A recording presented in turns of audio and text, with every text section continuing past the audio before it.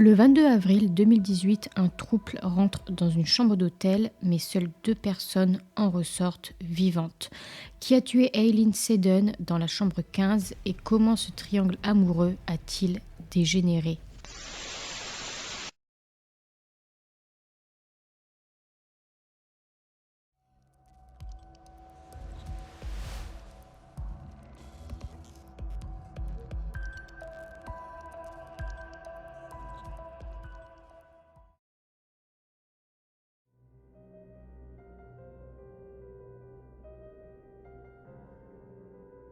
Le 23 avril 2018, dans la ville d'Apalachicola, en Floride, un couple fait une macabre découverte. Ils découvrent le corps d'une femme sans vie sur une route dans un cul-de-sac. Elle a été rouée de coups. Elle avait des ecchymoses sur tout le corps, elle avait des lacérations au visage, au ventre et aux jambes. Ils contactent alors aussitôt la police. Moins de 24 heures plus tard, la police est à nouveau contactée pour une autre scène de crime qui se trouve au Sportsman Lodge Motel à East Point. Et une fois au motel, dans la chambre 15 exactement, les enquêteurs découvrent un lit taché de sang. Ils sentent également une odeur de vinaigre, donc ce qui signifie que quelqu'un a tenté de nettoyer la scène de crime. Ils utilisent alors le luminol et ils découvrent une grosse quantité de sang dans la salle de bain. Une empreinte de paume de main et du sang ont été trouvées sur la tringle à rideau de douche.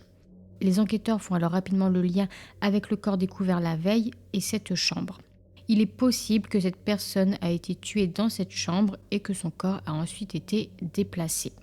D'autant plus qu'il n'y a seulement que 7 minutes en voiture entre le motel et le cul-de-sac où a été retrouvé le corps.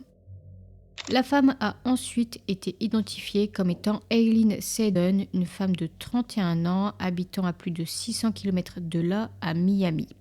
Et le sang retrouvé dans la chambre d'hôtel est le sien. Quelqu'un l'a tuée dans cette chambre puis a jeté son corps plus loin. Qui est Aileen Seddon et que faisait-elle là?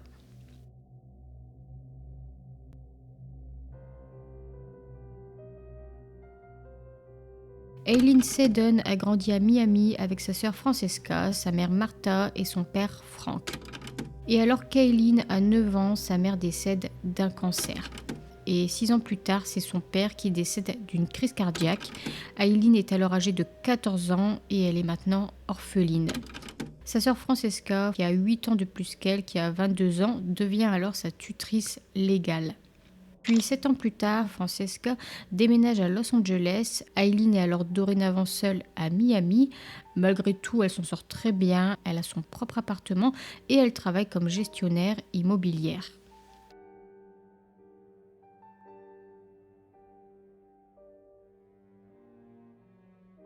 En 2016, Aileen rend visite à sa sœur Francesca et après cette visite, elle retourne chez elle à Miami et c'est là qu'elle retrouve et qu'elle renoue avec Zach, de son vrai nom, Zachary Hebel. Aileen et Zach se connaissent depuis qu'ils sont adolescents et lorsqu'ils se sont revus quelques années plus tard, en 2016, ils ont commencé à sortir ensemble. Zach, à ce moment-là, a déjà une petite amie, Christina Arroyo. Aileen est au courant de cette relation, alors au départ, ils vivent tous les deux une relation cachée. Christina et Zach sont ensemble depuis environ 4 ans. Apparemment, elle est très autoritaire, très dirigeante et lui, il écoute et il suit ses ordres. En tout cas, c'est la description que j'ai lue de leur couple. Et en plus d'être en couple, ils travaillent également ensemble dans une concession de voitures d'occasion. Et lorsque Zach a commencé à sortir avec Aileen, il a essayé de quitter Christina, mais il n'a pas réussi et il ne savait pas comment faire, surtout qu'apparemment elle le menaçait de le faire disparaître. C'est-à-dire qu'elle disait que son père était un homme puissant. Son père s'appelle Tony Arroyo et il est dans la police, il est colonel, donc elle le menaçait avec son père, car apparemment son père pouvait faire disparaître tous ses problèmes.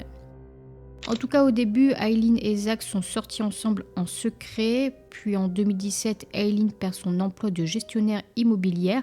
C'est là qu'elle commence à travailler à la concession auto de Zach et Christina. Pendant ce temps, elle continue de faire pression sur Zach pour qu'il rompe définitivement avec Christina, ce qu'il a finalement et enfin fait. Sauf que Christina lui a fait une proposition pour le moins inhabituelle. Elle lui a proposé de faire un couple à 3, de devenir un trouble, c'est-à-dire une relation amoureuse entre 3 personnes.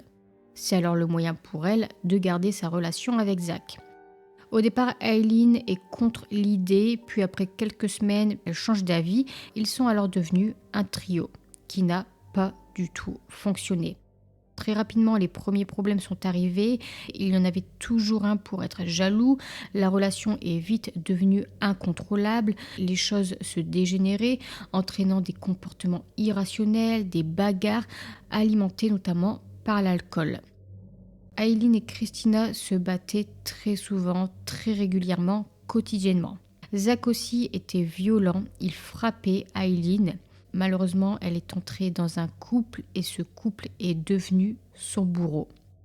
Aileen ne s'est jamais rendue à la police pour signaler toutes ces violences. Elle avait peur et elle craignait que les relations du père de Christina jouent en sa défaveur.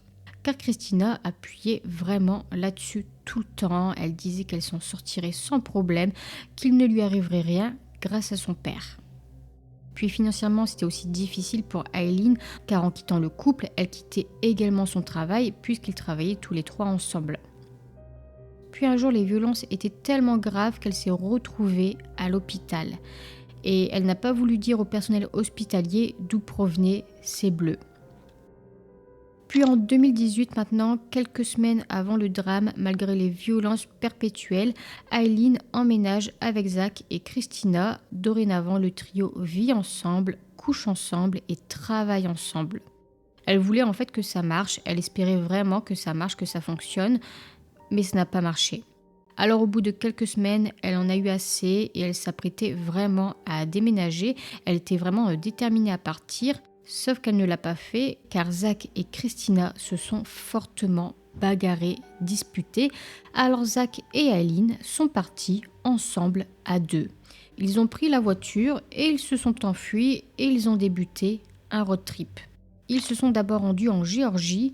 Alors pour Aileen, à ce moment-là, c'est une bonne chose. Ils se retrouvent ensemble. Seulement durant ce voyage, Christina commence à les harceler en envoyant de nombreux messages, plus de 150 messages en 24 heures. Notamment, vous vous méritez l'un l'autre, mon père t'appellera, tu m'as baisé et maintenant je te baise. Chacun de ces messages sont restés sans réponse. Puis environ 48 heures après le début de ce voyage, Zach et Aileen se dirigent vers le Texas à Dallas. Et Christina semble soudainement changer complètement de comportement. Elle passe de la colère à une personne plutôt rationnelle. Elle envoie à Zach ce message: « Si tu veux rentrer à la maison, reviens, tu n'auras jamais à remettre en question mon amour. » Après ce message, Zach l'invite à les rejoindre. Elle s'envole alors aussitôt pour Dallas. Mais une fois le trio à nouveau réuni, les vieux problèmes ont rapidement refait surface. Leur voyage s'est ensuite poursuivi, ils se sont arrêtés à la Nouvelle-Orléans. Là-bas, Aileen appelle sa sœur Francesca et lui dit qu'elle pense qu'ils vont la tuer. Sa sœur lui dit alors de s'enfuir, de se réfugier à la station-service la plus proche et d'appeler la police. Mais Aileen ne fait rien. Elle dit à sa sœur qu'elle ne peut pas. Francesca tente alors d'obtenir des infos sur l'endroit où ils sont exactement pour qu'elle puisse elle-même contacter la police, mais Aileen a dû raccrocher. Le road trip continue alors, les voilà en voyage depuis maintenant 2 semaines et le trio se dirige vers Panama City en Floride, sauf qu'ils prennent une mauvaise sortie. Ils se retrouvent alors dans le comté de Franklin, la côte de la Floride. Ils sont d'ailleurs capturés par une caméra de surveillance. Le soir de leur arrivée dans le comté de Franklin, c'est le soir du 21 avril 2018, soit 2 jours avant le drame. Et après leur arrivée, ils se rendent ce soir-là dans un restaurant, le Red Pirate. Ils jouent ensuite au mini-golf, puis ils font la fête. Et sur recommandation d'un habitant du coin, le groupe se rend ensuite au Sportsman Lodge Motel, situé à proximité. Là-bas, ils réservent la toute dernière chambre libre de la nuit, la chambre 15. Le lendemain matin, le 22 avril 2018, le trio décide de rester un peu dans le coin, de ne pas reprendre tout de suite la route et de continuer à aller faire la fête. Ils se rendent alors à un magasin d'alcool. Là-bas, ils achètent de la vodka et du whisky et ils sont d'ailleurs également capturés par les images de surveillance du magasin. Le trio retourne ensuite au motel. Et ce jour-là, Aileen téléphone à son amie. Elle lui dit qu'elle doit partir, elle veut vraiment les quitter, en finir avec tout ça. Elle lui dit qu'elle est comme une esclave sexuelle. Donc là, elle appelle vraiment à l'aide son amie. C'est là qu'elles ont mis en place un plan pour qu'Aileen puisse s'enfuir. Le plan est qu'Aileen doit monter dans un bus à Tampa, Tampa étant la prochaine destination du trio. Et son ami lui a d'ailleurs acheté un ticket de bus. Comme Aileen est partie très rapidement avec Zach, sans affaires, sans portefeuille, le bus déposerait ensuite Aileen près de Miami et son ami la ramènerait ensuite chez elle. Sauf que malheureusement, après cet appel, son ami n'a plus jamais eu de nouvelles d'Aileen. C'est la dernière fois qu'elle l'a eu au téléphone.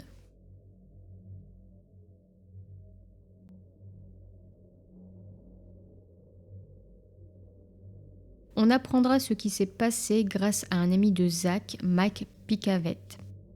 En fait, la nuit qui a suivi ce dernier appel, Christina Aruro et Zach Ebel se sont rendus chez ce Mike. Il habite à des centaines de kilomètres de là, à Fort Lauderdale. Mike connaît leur relation à trois et il s'est tout de suite demandé où est Aileen, pourquoi elle n'est pas là. Christina a alors répondu qu'elle s'est enfuie, mais lui, il n'y croit pas un mot. Une fois que Christina est loin d'eux, c'est là que Zach a dit toute la vérité à son ami. Il lui a dit qu'Aileen est morte. Il lui a ensuite raconté tout ce qui s'est passé. Il lui a dit que Christina l'a tué, qu'il s'est réveillé avec Aileen morte à côté de lui. Apparemment, il aurait essayé de lui faire un massage cardiaque, mais en vain. Il a ensuite tenté d'appeler le 911, mais Christina a refusé. Zach n'a alors rien fait et il a préféré couvrir Christina. Il voulait, selon ses mots, la protéger. Donc voilà la déclaration que Zach a faite à son ami. Une fois Zach et Christina endormis dans le canapé de Mike, il décide de parler au père de Christina. Il cherche alors son numéro de téléphone, il le trouve et il l'appelle. Une fois au téléphone, il n'a pas tout de suite dit ce qui s'est passé, il a juste dit qu'il devait lui parler de quelque chose d'extrêmement important en rapport avec sa fille. C'est là que le père lui a donné rendez-vous dans une station-service. Ils se sont alors retrouvés là-bas. Une fois à la station-service, Mike lui dit que sa fille a tué quelqu'un. Le père lui a répondu « Vous savez que je suis flic, n'est-ce pas ?» Mike a répondu que oui et il a ensuite été emmené au poste de police pour faire une déclaration officielle. Donc là, le père a fait ce qu'il fallait faire. Mike a vu ensuite d'autres policiers et il a répondu à toutes leurs questions. Après cela, Christina Aroro et Zachary Ebel ont été arrêtés et accusés de meurtre au premier degré.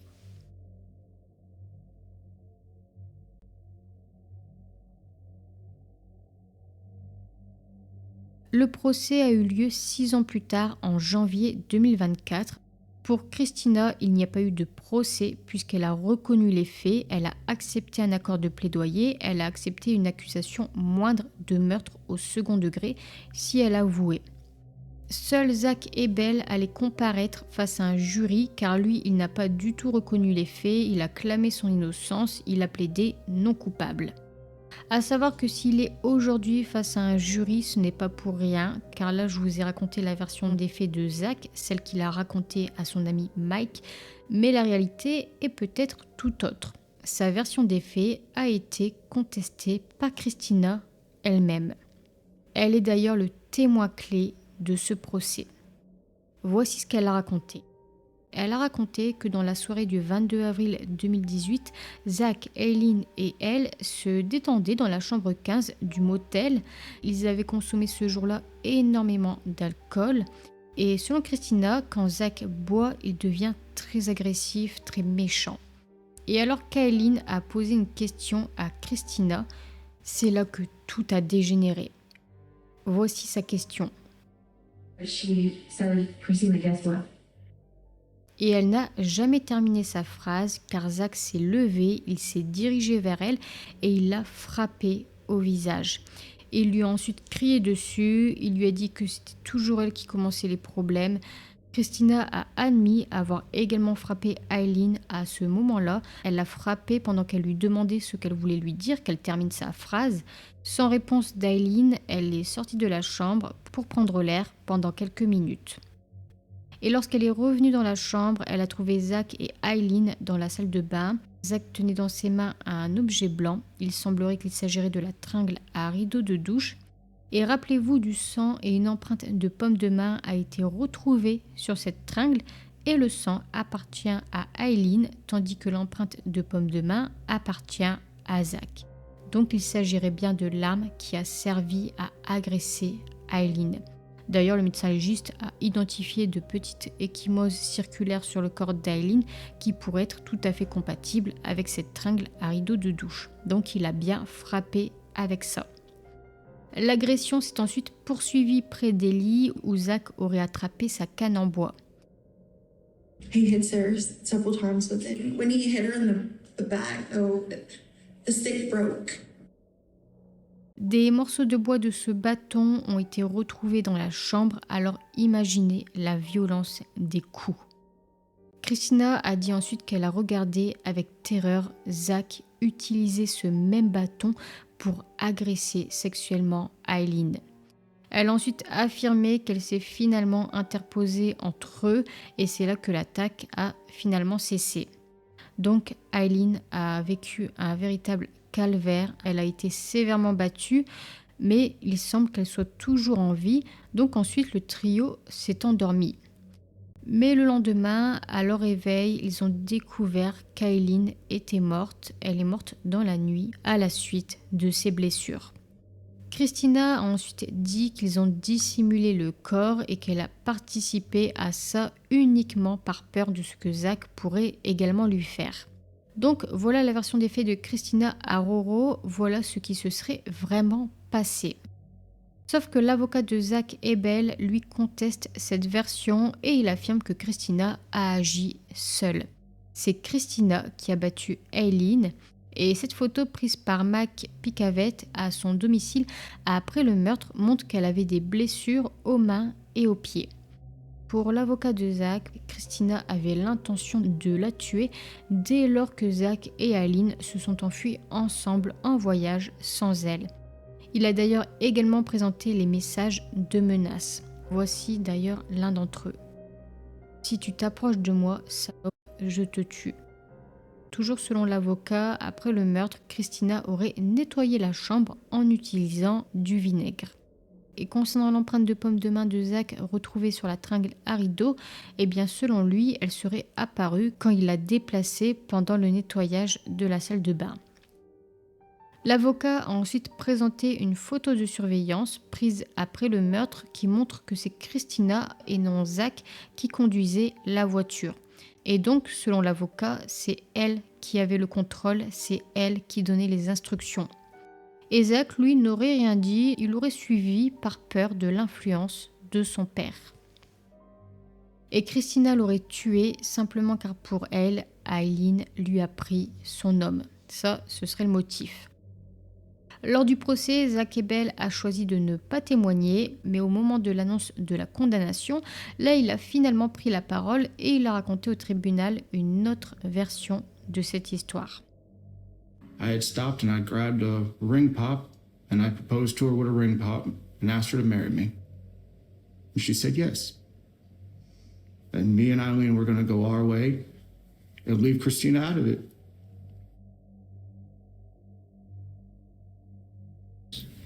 In the case of the state of Florida versus Zachary Ray Abel, the defendant is guilty of the lesser included offense of second-degree murder. Zach Ebel a été reconnu coupable de meurtre au deuxième degré, c'est-à-dire de meurtre sans préméditation. Il a été condamné à la prison à vie sans possibilité de libération conditionnelle. Quant à Christina Aroro, elle a été condamnée à 25 ans de prison.